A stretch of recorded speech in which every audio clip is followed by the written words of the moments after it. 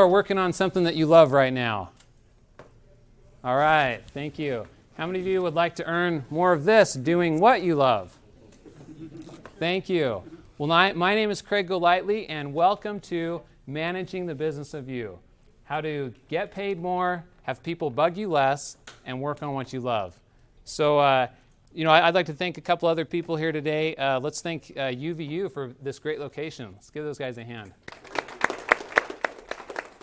Thank you. And then Openwest, they've put in a lot of work to get this conference put together. I appreciate their efforts. Let's give them a hand as well. Thank you. And then finally, you guys, you made it here. You're in this class. You came to the conference. For some of you, it might be kind of a break from work, but you're here. So turn to your neighbor and say, "I'm so glad you're here." I'm so glad you're here. Thank you. Okay, so today we're going to talk about you. Okay, where are you right now, and where do you want to go? We're going to discuss some strategies to better communicate what you're doing. Like I said, I almost titled this talk, How to Talk to People So They'll Leave You Alone to Do Your Work and Get Paid More. But it was kind of long, so it didn't quite work. And then also we'll go through some tools to help you when it comes times for reviews and bonuses. This is something that is often overlooked, especially by developers and technologists, and a lot of times you're shortchanging yourself in that area. And so I'm going to talk about some tools and some strategies to go through that. So do I have permission to share some information with you about myself? That'd be all right? Yep. Okay, so my name's Craig Golightly. I've been a software developer for about 13 years now. I've got a bachelor's and master's in computer science. I'm particularly interested in unstructured data. I've got a talk later on today at, I think it's at 2 o'clock. I'm going to do a shameless plug here. Yeah, 2 o'clock, human versus machine. So that's going to be some cool stuff, text analytics, speech to text, and things like that. We got an extra chair right here if you want to grab it. And you can sit there if you want, or you can pull it to the side. You're totally fine. Let's see. I've been fascinated by this topic since early on in my career. And so I've talked to dozens of different people to figure out, okay, how does it work at your company? What do you do? Even people in other industries to try to figure out how to work on what you love and get paid more for it. And I've actually found that there's a lot of people doing that. I've used these techniques to create my own job description and, get sometimes 3 or 4 times what was considered the normal raise within the first 1 or 2 years at a company. And so, I've tried them out. First time I was like, maybe that was just luck. Second time I was like, that's interesting. Third time I'm like, okay, this is an equation. We can follow this and see some results. I'm also a contributor author in this book called Achieve. If you want to check that out, I've got a copy up here, and if you're interested in getting one, I can get you one of those. All right, so before we get started here, I got 3 rules when I give a training. So first one, get this down to where I can reach it. Respect. Okay, so turn to your neighbor and say, I will respect you until 12:15. That's when this class gets out. We're gonna have some interaction. We're gonna have some fun, but we're gonna get to some real action steps. Okay. Me, I'm mostly left-brained. I'm like, okay, blah blah blah, story, cutesy thing. Give me the data. Tell me what I'm going to do. Well, we got to wake up both sides of the brain. So you may find yourself interacting a little bit, and we're going to have fun and be respectful. Second is present. Okay, so we have the past, the present, and the future. Now, luckily I don't have you after lunch. I'll have that challenge at my next presentation because it's right after lunch. So, if your neighbor starts to get a little bit tired, he might, go ahead and grab his brain and put that back in his head, okay? We're here. We've got 45 minutes to get as much as we can done. And then finally, manage your communication device. So, there's always the embarrassing cell phone, so take a minute, manage that, get that silenced. Who will follow these 3 rules today? Awesome, thank you. All right, so the other thing, I'm going to give you guys a guarantee. It sounds like a used car salesman, huh? So I'm going to give you guys 100% of what I've prepared, of my energy, my excitement for this, some secrets, some tricks. And so if you guys are willing to play at 100%, you'll be able to receive that. It's a give-receive cycle. And so, I guarantee you to give 100% of what I'm doing right here. All right, so there's a lot of books out there right now telling you got to go quit your job and start your own business. And there's a lot of success to be had in that, but that's not the only way. What if you like your job? What if you don't want to have all of the responsibilities and things that go along with being a business owner? You just like doing your thing. You're really good at it. You just like to get compensated a little bit more or maybe work on a little bit more interesting project. Well, the good news is there's ways to do that. Early on in my career, I was pretty clueless. I was just out of school and just excited to be working, but I didn't really have any direction. I didn't know where I was going or really even what my market value was. My first job that I took, I was probably a good 30-40% under market value. I quickly found that out, and 8 months later got a different gig that paid me 50% more. And that was kind of just a rookie mistake coming out of college. But a lot of times we're trying to look for the perfect thing or product. I thought it was what we were doing, but it's actually more in how you do it. You can have a lot of success doing whatever it is that's interesting to you. We got 2 more chairs up here in the front, if you guys are heading over those. And so a lot of it just starts up here. Now, so I'm going to, I'll just jump into this. Okay, see if you recognize this. This might be something that you have seen in days past. Some of you maybe not. I feel old sometimes when I do this, but okay, here we go.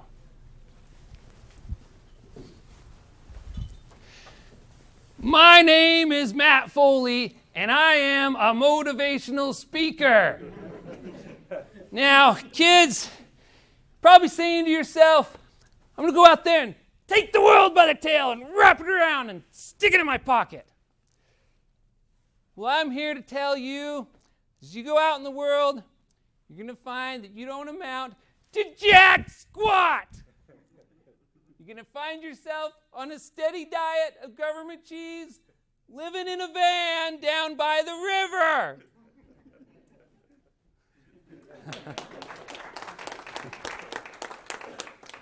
So, you hear motivational speaker, you hear, managing the business of you. You're just like, this is just going to be some guy up there yelling, telling about how he was broke and now he's a millionaire. And if you go buy this product that he has and join his team, everything's going to be happy. But that's not the message I have here for you today. It's a lot more simple than that. So the first thing is, I need a volunteer. Don't worry, you're not going to have to do Matt Foley impersonations. Coming up, Cam. Hey, were you at my last presentation at Code Camp? No, sir. All right, you looked familiar. All right, we got Cam here. Great-looking guy. Okay, now I want you to kind of scowl. Just kind of give a frown. Okay, take a little picture in your mind of Cam. All right, now smile. Which one do you guys like better? Okay, frown, smile. 1 or 2. Okay, the smile, it's a very simple thing, okay? Smiling actually increases your value. Okay, so we're going to do a little thing to mix it up here. I'm going to give you guys 1 minute, and you're going to walk around the room. So we're going to stand up. You're going to go around, and you're going to try to do this to as many people as you can. Hi. Then you move on to the next person. Hi. Hi. Just practice that. Hi. Smile. Look them in the eye. Go to the next one, okay? Let's see how many people you can shake hands with in 1 minute. So go ahead and stand up, push in your chairs, ready and go.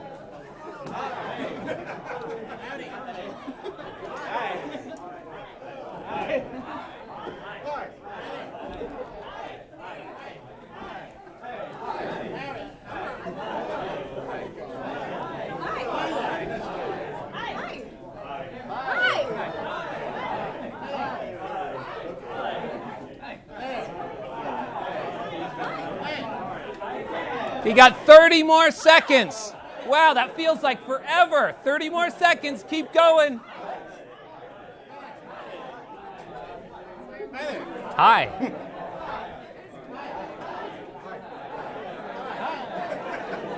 Hi. Hi. 10 seconds.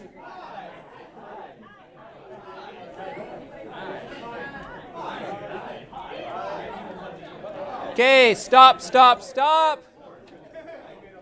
Go ahead and return to your seats. Thank you very much. All right, so that was a little test. That's kind of a filter. Before I give away the secrets, I got to make sure you're at least willing to go around and say hi to some strangers, because this is some good stuff that I'm giving away here. And so I want to make sure that it's going to the right people. So great job on playing 100%. Give yourselves a hand for saying hi. Okay, so the smile.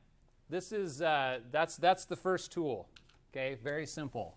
Okay, smile. So let's get our smile up there, okay? I mean, face it, we all kind of know someone, that guy at the office that you're like, oh man, do I really have to talk to him? Can I figure out some way to get done what I need to without going down to talk to that guy? You know what I'm talking about? Someone who's just very grumpy, not very pleasant to be around, okay? That's not going to help you get more of this, okay? Smile, first tool, okay? All right, second tool, your actual work assignment.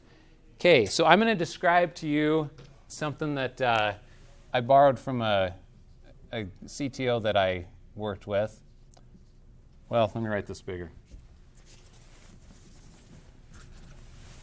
Okay, it's called the Bozo Bit. Nice techie term, right? The Bozo Bit. Okay, so what this is when you come into a new assignment, you've got a certain amount of time that, it's expected that you're ramping up. Right? You're learning, you're kind of getting a hang of the new stuff. But then after a certain amount of time, if you haven't quite got it or you haven't quite dialed in or clicked in, then the Bozo Bit can get flipped on people.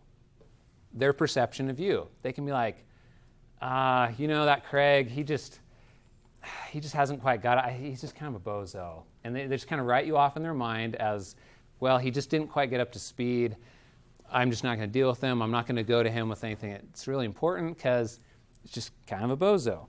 So one of the things, I'm going to talk about some different strategies and things that you're doing, but you got to make sure that with your primary assignment, whatever it is, whether you're starting a new job or you're just have a different thing in your current job, you've got to make sure that you're taking care of that primary assignment before you start branching off and trying some of these other things that I'm going to talk about. Because if the Bozo Bit gets flipped on you, then nothing else is going to work down the line.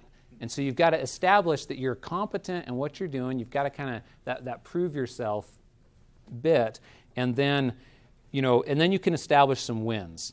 Now the other caution I'll have on that: when you do get a big win, don't ride that wave forever. I know. I worked with somebody that they were like, oh, I wrote this automation code and it was so great. And it was 10 years ago, It was like, okay, let's get some fresh material. Are you doing something now to create value? Okay, so watch out for the Bozo Bit. Okay, the second one, or I guess another one, I don't really have these numbered, but we'll just start writing them across the board here. Okay, so the next one has to do with value. Okay, how does your company make money? How do they do it? Do you even know how you fall into that equation? So there's an important distinction that I want to make here is, I'm going to jump ahead to this because this seems like a good time to talk about this.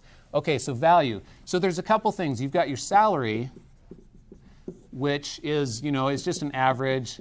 It's just something that okay, well, a software developer that has 10 years of experience this is the average salary. Well, what actually is that? Well, it's the average value that a company expects to get out of you. Actually, it's less than that, right? They want to put $1 in and get $3 or $4 or $10 out. Developers were a money-making machine. Technologists, every worker is a resource that they're expecting to put something in and get more than that out of it. And if you're not, then you're underperforming. That's not a good investment, and then that's when you get cut. So salary just focuses in on, okay, here's the average. This is the default program. This is the path that most people take, and it's just like, okay, well, this is the average salary. This is what I'm doing. I'm write some code and then go home. The real thing is, what is the value of that code? What does that add? So this is either making money or saving money for the company. So one example, if you, let's say there's a team of 50 people that are doing something, and the cost of maintaining that team is $2 million a year to the company. And let's say you're able to write some software that reduces the amount of people needed for that task from 50 to 25. Now it only costs $1 million a year. Well, you just created, by your work, $1 million in value. And so you could make the case to say, hey, give me half of that. Give me $500,000. That's my fee for this. Most of the time, our exchanges aren't set up like this, but they can be. This is kind of an extreme example, but I mean, I've seen consulting companies come in and they're like, they saved the company $1 million. The company is more than happy to write them a check for $500,000 because they just created that value. Same thing with making money. If you write a new feature, a new thing that increases the revenue of your company by some factor, let's say it increased revenue by 1 million. And that's going to be like a perpetual thing. Well, you have a lot of room to negotiate for a bonus on getting that. But it's all in setting up the exchange ahead of time, setting up those goals, those objectives, and then talking to the right decision maker that has the power to go outside of the box that you're usually stuck in with salary, right? Different companies have different structures, and some are extremely rigid in here of you must be here 2 to 5 years, and then you get to this level, and then you must be here 7 to 8 years, and then you get to this level, and the maximum you can get here is 10% raise, and blah, blah, blah. Well, they've done this because most people don't want to think in terms of the value they're creating. They don't want to see start to finish. And a big, big thing, especially as a developer and a technologist, is getting to that finish line. You write code over here, it gets tested, but until it crosses that finish line into production and is actually doing something that affects the revenue of the company, this is all just a cost. And so too often we focus in, there's a guy describes it as makers versus solvers. Some of us are makers. We just like to make stuff. We like to tinker. We like to get the algorithms. We're in love with this work, with the code, but we can't see beyond that to what is the problem that it's solving. What value is it adding to the company? And so we get stuck over here in maker mode, and we're just a cost. This thing it's sitting here as a cost the whole time. And if you don't get something past that line into production where it's generating something, then you're in a tough spot because you're not adding value. You're a cost.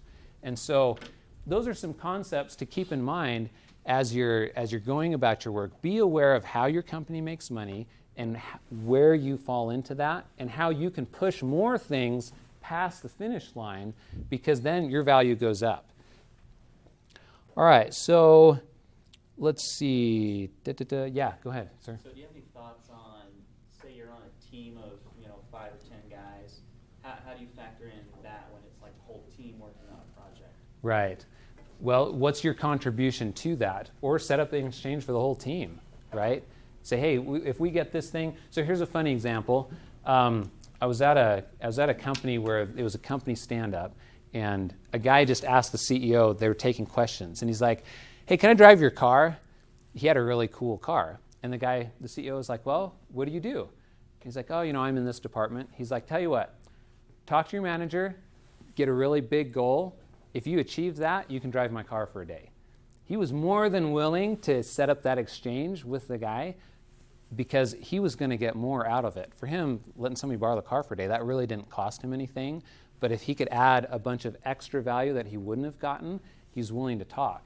So there's a couple ways you can go about it. You can try to insulate, and identify, here's my part of the bigger piece, and then, what proportion of that is, contributes to the total value of this whole thing. Or you try to set up something for the whole team. That can be a little more complex. A lot of it comes down to getting to the right decision maker in your company, however it's set up. Some companies that are 40 or 50,000 people, you may not be able to talk to the CEO, but there's a lot of people underneath them that have the power to make the decisions. It's not going to be your HR person. They're not going to set up anything. They are bound by the box, and they're really good at keeping things in the box.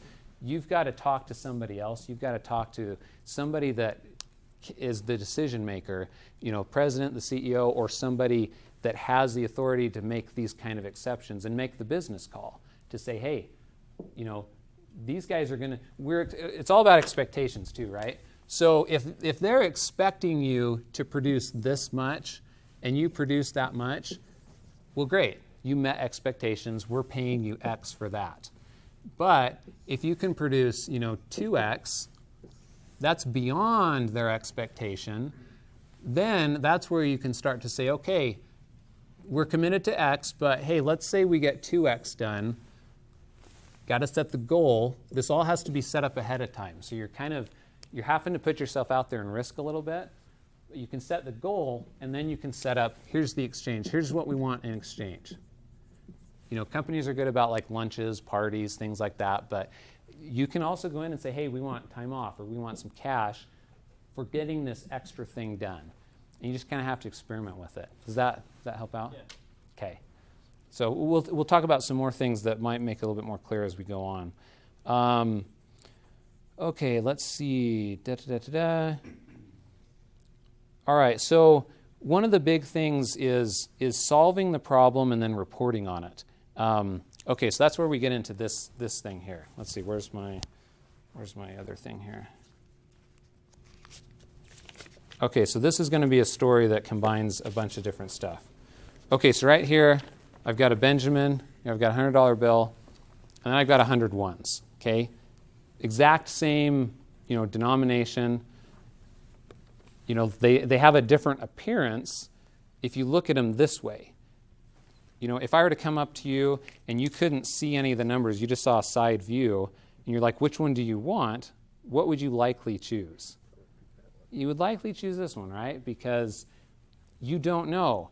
So sometimes managers and people that actually make the financial decisions, they're looking at your job and your output from a side view.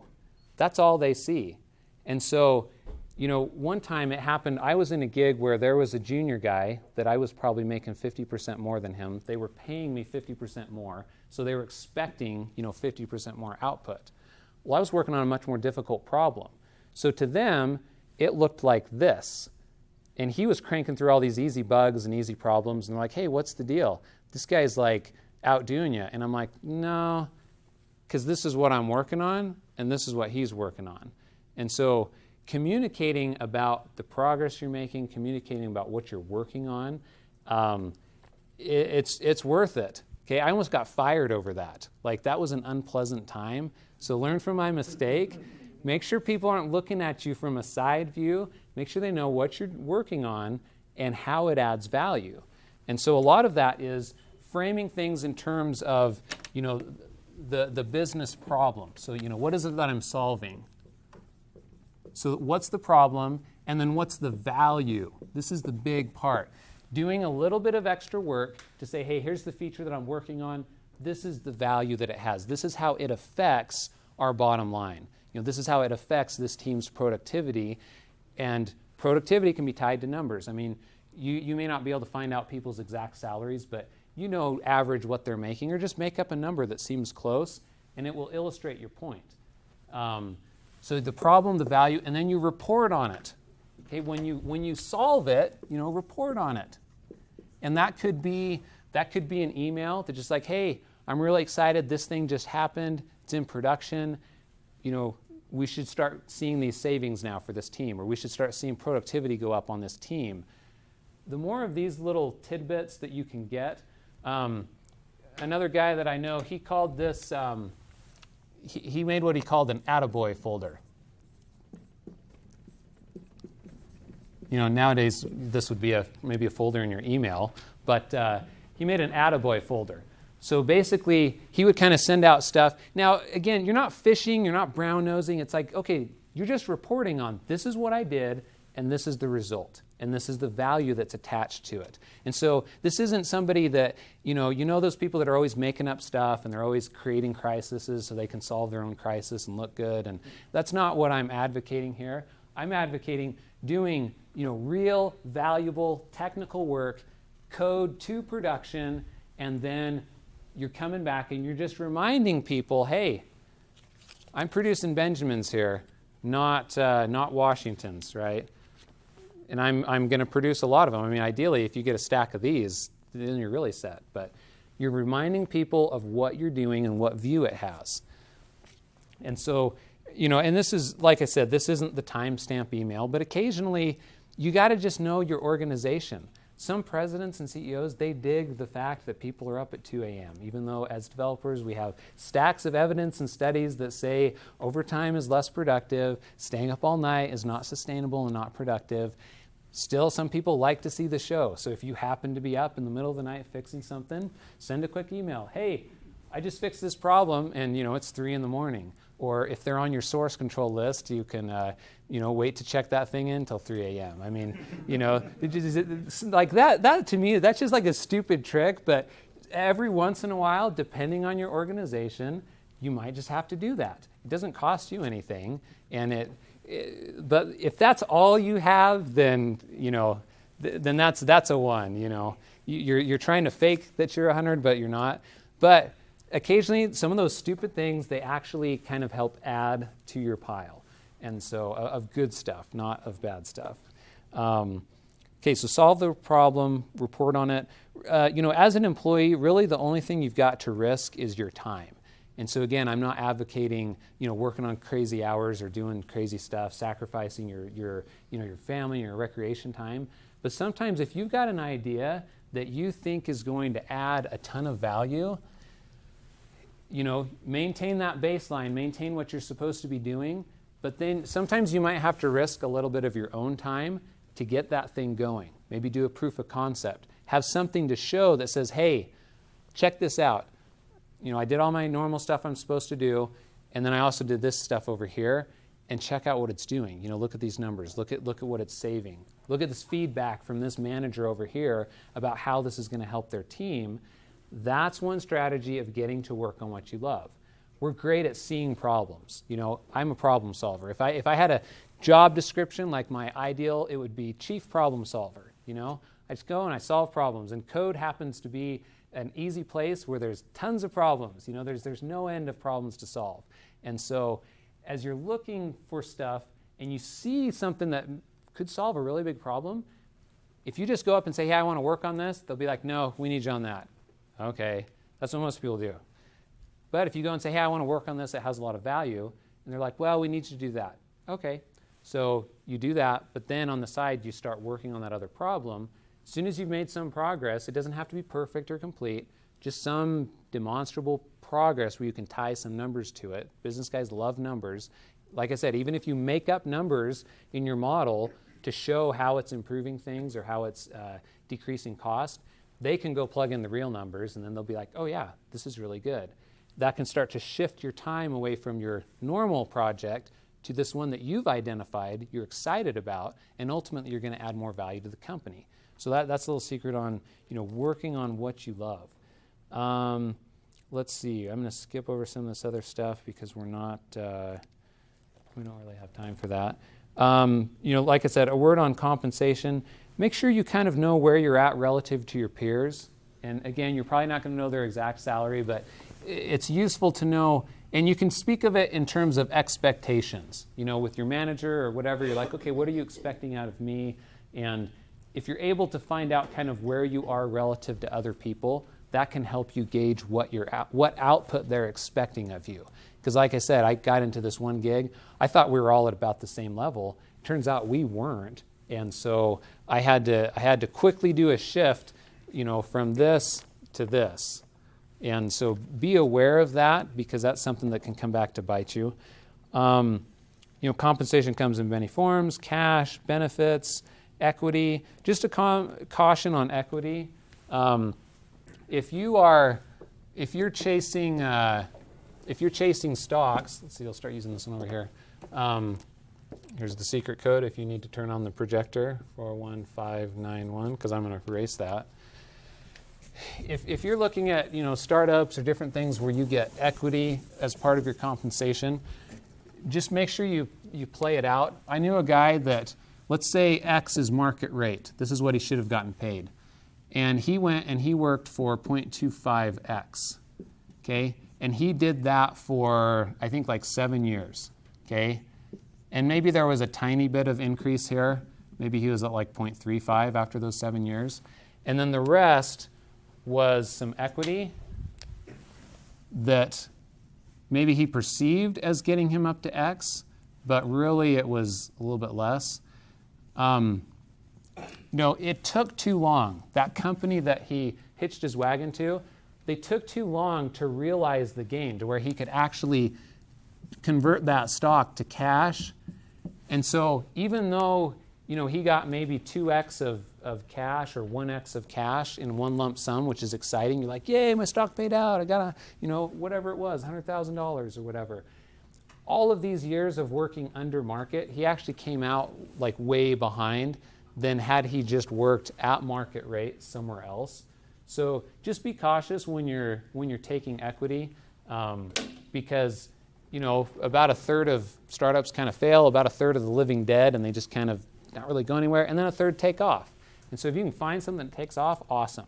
But just a word of caution in there. Lots of companies have equity, and so sometimes that's an easy thing to add in when you're trying to come up with this exchange of saying, hey, I just saved $1 million. They may not want to give you $500,000 in cash, but maybe they'll give you some stock. And at least that's something over and above what you're getting paid. Time off, that's a great bonus because it really doesn't cost the company any extra cash. They see employees as a fixed cost, and so they're paying X for you no matter what, and they're expecting to get a certain amount of productivity, but they're like, a week off, sure, why not? So sometimes you can get extra weeks off as a bonus. Reimbursements, those can be a good tool if your hands are tied in the salary department. Title, work assignment, those types of things, if that's important to you, that's a really easy kind of no-cost thing for the company to do. But then again, don't forget your time. If you can make 20% more going over to company X, but their guys are always working 20% more, well, your effective rate is the same. So even though your check is bigger each month, your time is less. And a lot of times as software, in IT professionals, we seriously undervalue ourselves and we allow ourselves to be bullied around. And the fact is, you don't have to.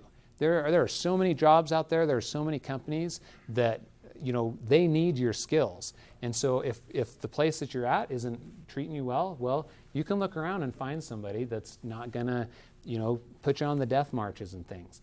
Now, if you've set up an exchange where you feel like you're getting a good exchange in return for that death march, well then that's just a call that you make if you want to sacrifice some of your time or what you want to do. But just be aware, factor in your time because it is valuable. All right, so now any questions at this point? The next section I'm going to go to is actually the review and the bonus cycle. Any questions so far? Okay. All right, so here's one to just, figure out how this works at your company, okay? A lot of places, so let's suppose that December is when your bonuses are paid, just for the heck of it.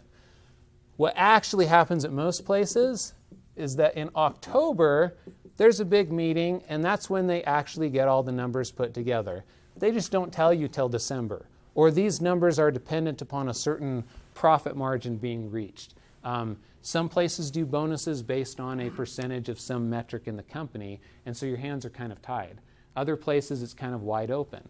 But the time for you to start thinking about, next year's bonus, so let's say this is December 2015, well, the time for you to start preparing for that is December 2014, okay? 2014. Same applies for reviews. Maybe you get a raise like in June. Well, the time to start thinking about that isn't May 30th. It's June of the previous year. You got to start gathering the evidence that demonstrates the value that you're providing for the company. So let's see. Okay. So basically, one of the things that I want to share with you here is your manager is overworked. They got a lot of assignments. When reviews and bonuses come around, that's like extra work on top of them. So one of the secrets that I found is just write your own review. Okay? You provide them a packet of information about a month before you know they have to write your review, and they're just like, awesome, thank you. And like I've seen things like copy and paste into my official review from this because it's true. I'm gathering evidence that's true. I'm not making up stuff, you know. So I'm not saying that you make up things, but basically here's kind of the stuff that you want to have in your packet. So let's see. I'm going to write it. Now let's write it up here. Okay, so there's a few different elements of this that you want to have. Okay, so you're going to want to have this, you know, like bullet point. Okay, no big essays or stories. Okay, sometimes we like to explain things out and you get that email that's like this long, just heavy with text. No executive is going to read that. They're in a hurry. Get to the point quick. Bullet points. Reference the project names that they'll recognize. You know, if you talk about, hey, I tuned the garbage collection and we had a 20% reduction in GCs, you'd be like, what the heck? But if you're like, oh, I made it so we can run things on half the amount of servers, and so that cost us, you know, $200,000 less this year. So reference you know, projects that they can recognize. Maybe there's some big initiative and it has some like 10-letter acronym that drives you crazy, but that's how they know that project. Reference it that way. Okay, focus on the value, not the tech details. Again, I made this query run 200% faster. Well, so what? What does that buy us? Oh, I made it so, you know, the customers get their reports in, you know, 1 hour instead of 2 days. Okay, the next big, let's see, accomplishment. Okay, here's a little better. All right, so these are kind of some internal things. Here's the actual packet. Okay, so first you want to talk about your accomplishments. So again, that follows this format. And an important part of this is you're going to highlight the goals that you made the previous time. You know, I know it's like goals, blah. Well, you're going to make your own goals, so they're not some nebulous thing that you have nothing to do with. Okay, reference your goals. Because what you want to have see in here is goal, let's see if I can spell, goal, done, and result. And the result is usually a number, either dollars saved, dollars earned, you know, something that's quantifiable. The next kind of secret sauce here is testimonials. Okay, depending on your organization, if you work with customers or if you just work with other people in the organization, ask some of the other team members, the other managers, to write a little paragraph saying how cool you are, you know, or when you solved a problem for somebody that really helped them, they're just like, oh man, that saved my bacon, thanks so much. She was like, hey, can you just shoot me a quick email, just a couple sentences telling me how much that helped.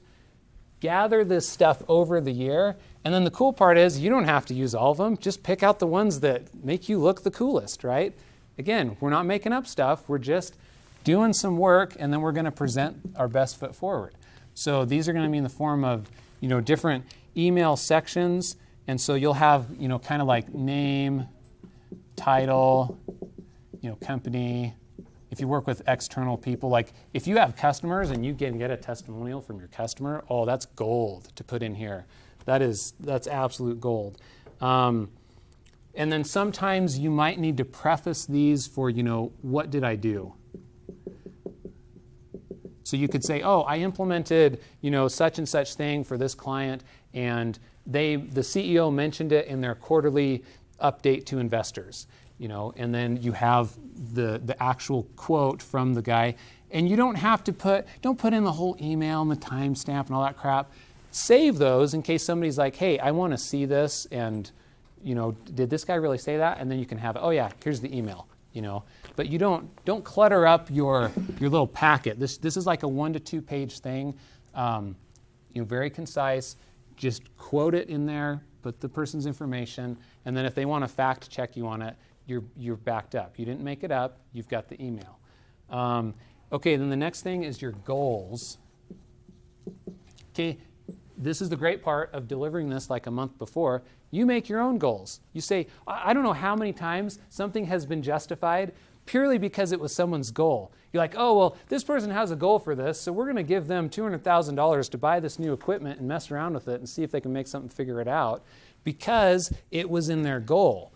And so somehow there's some like connection in a lot of businesses where, oh, this was this person's goal. That kind of gives it like this white card of just, oh yeah, sure, carte blanche, yeah, let's go do that. Whereas if you were to just come up and randomly say, hey, I want to do this, no. So I don't know, it's weird, but it works. So make your own goals. This is where you start to talk about stuff you want to work on and the benefits of it, and then you put dates. Now a trick on dates, Q1, Q4, that's all you need. You don't need to get a specific date. Just put, hey, I want to have this accomplished by Q1 of next year. That gives you like 3 months, right? And you can achieve that. And this is perfectly fine. This is how a lot of businesses operate. They kind of view things as quarters. So you don't have to say, oh, I will have this done at July 21st at 11:58 p.m. Too much details. Give yourself some wiggle room so that when you report on this the next time, you can say, oh yeah, that goal, I got it done in Q1. At that point, you can say the date or whatever you want. Let's see. Okay, and then requests. Okay, this is where you're setting up the exchange. Okay, you're saying, okay, I'm cool. Look at all the stuff that I've done. I'm not just saying it. Other people are saying I'm cool too, and I get stuff done. Here's what I'm going to do for you this next year. Here's what I want in exchange. So this is where you ask for, the raise, a certain percentage, or the bonus, or the time off. And you tie this to your goal, so you can set it up ahead of time, or you can tie this request to what you did. So you can say, well, based on the goals that I got done, I feel like it would be appropriate for me to get a 10% raise because of the value that was created here. Or you can set up something ahead of time. If I get, if I accomplish these goals on their dates, next year I would like to get this bonus. Now give options here, okay? Don't box yourself in. A lot of people, in order to validate their position, they feel like they have to always be making a decision. So if you only give them one option, then what are their decisions?